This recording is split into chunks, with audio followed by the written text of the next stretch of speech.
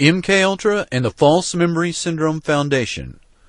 Dr. Martin T. Orn is an original board member of the False Memory Syndrome Foundation, the FMSF, as well as a senior CIA researcher at the University of Pennsylvania's Experimental Psychiatry Laboratory.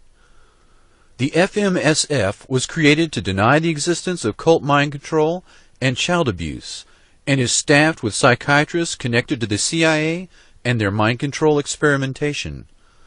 The phenomenon of children being coached or led to invent tales of abuse or make up such stories does exist, but comprises a small minority of the reported cases of child abuse, between 2 and 8% of all reported cases. One survey found 88% of therapists considered ritual child abuse a very real social problem. Only 5% of all child abuse cases ever enter the courtroom. Half of these end with the child returned to the custody of the abusive parent. Dr. Orn's research into hypnoprogramming at Cornell University in the 1960s was paid for by the Human Ecology Fund, which also funded some of Dr. Ewan Cameron's brainwashing and remote mind control experimentation. CIA-funded black psychiatry at that time specialized in electroshock lobotomies, drugging agents, incapacitants, hypnosis, sleep deprivation, and radio control of the brain. The FMSF founder, Dr. Ralph Underwager, and his wife openly advocate pedophilia, saying that it is God's will adults engage in sex with children.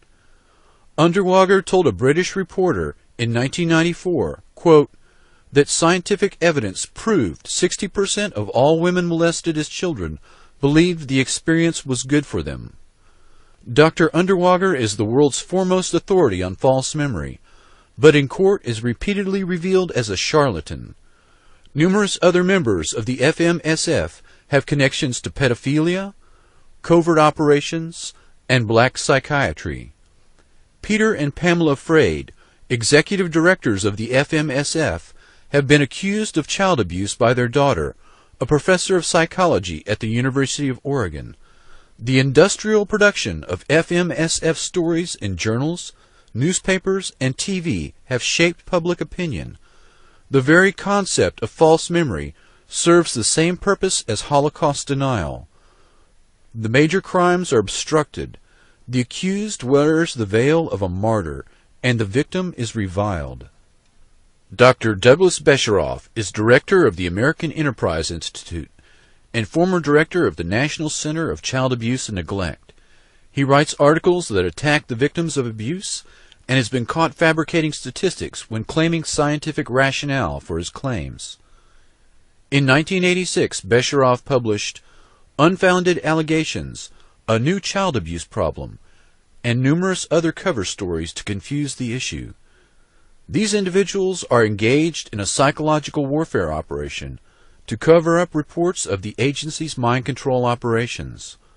For years, the CIA collaborated with cults, many of them founded by the government, in order to conceal the development of mind control technology. Dr. Besheroff associated with Irving Kristol, a veteran CIA psychological warfare specialist. Ritual abuse skeptics with CIA connections are covering up the latest phase in CIA-sponsored mind control experimentation. The McMartin Preschool. In preparation for the McMartin Preschool child abuse trial, 389 toddlers were interviewed. Nearly all of them described abuse at the preschool and do to this day. Some 80% had physical symptoms, including blunt force trauma of sexual areas, scarring, rectal bleeding, and sexual diseases. Paul and Shirley Eberly published the only 2 books available on the case, The Politics of Child Abuse, 1986. They achieved national status as child abuse experts. In courts of law, their work is frequently cited. They lecture widely to receptive audiences and have been speakers at a conference held by Victims of Child Abuse Laws, VOCAL. These 2 individuals ran an underground tabloid, Finger, in the 1970s. Finger delved heavily into sadomasochistic sex, sex with children, and sex acts involving human excrement. These two pedophiles seek to portray every abuser as a victim of mass hysteria, satanic panic, and witch hunts. They are just two of many. The parents of the McMartin preschoolers hired scientists and technicians who unearthed a series of underground tunnels beneath the school, confirming the children's testimony.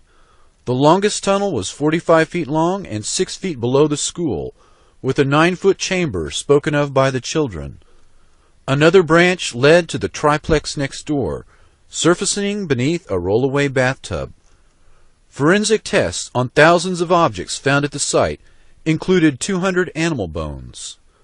The tunnels were dug in 1966, the year of the school's construction, by the father of the defendant, Charles Buckey. Buckey built the school and worked for Hughes Tool Company. There is an old adage, Hughes is the CIA. Pick it up and put it in this bag.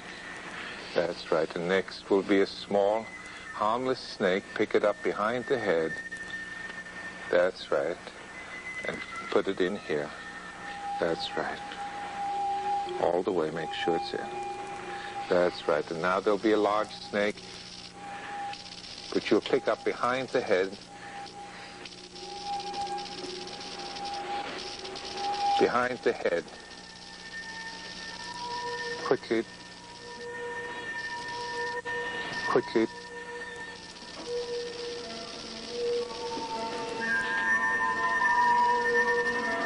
Let go. That's right. And your eyes are closing now, just sinking deeper. And as I ask you to open your eyes, you're going to be aware that there's a beaker in front of you. Do not touch the beaker. And there will be 2 other beakers also in front of you. You look at them. It's all right to open your eyes now. You'll see the beakers. Now I want you to focus on this beaker, because shortly I'll ask you to do something. This beaker, you want to be careful of because it is filled with acid. It is nitric acid. You've had chemistry, haven't you? And you know that the nitric acid dissolves copper. I'm going to put a penny into the acid. Look what happens. Now I want you to reach in with your hand and pick up the penny out of the acid and put it into this beaker. Take it very quickly. Go ahead.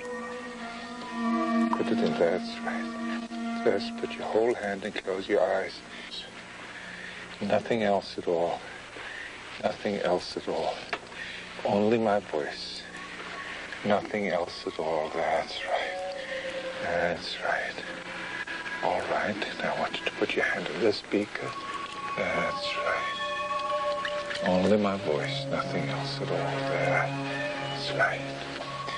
Now when you open your eyes, you're going to be aware that the beaker is still there in front of you. But beside you, you'll be aware that there's a man who's been responsible for all of the nuisance today, all of the discomfort. And you're going to become more and more annoyed at him as you think about that. In fact, you're going to pick up the beaker and throw the contents right at him. You're going to take the beaker and you'll feel good doing that. All right, and you'll do it quickly. Open your eyes, you'll see the beaker in front of you. Pick it up and throw it at him. Throw it at him. That's it. As you saw, we changed the acid for colored water while the subject's eyes were closed. The subject not only couldn't see this, but wasn't really aware of it because the smell of the acid was strong enough in the area to be quite compelling. Yet she threw the acid, what she thought was acid, at someone else. By the same token, she picked up the rattlesnake, and she was willing to take a penny out of the fuming acid. The reason why she did it, however, was not so much the fact that she was hypnotized, but the fact that she knew that I couldn't afford to have anybody be hurt, and I wouldn't want anybody to be hurt, and for that reason she trusted me. And it was the trust that mattered. I decided that I liked Anton LaVey. He was a pleasant man. He believed in what he was doing, and underneath his somewhat Mardi Gras exterior, I sensed that there was an individual who did in fact have a new perspective on the human equation, on what humanity is.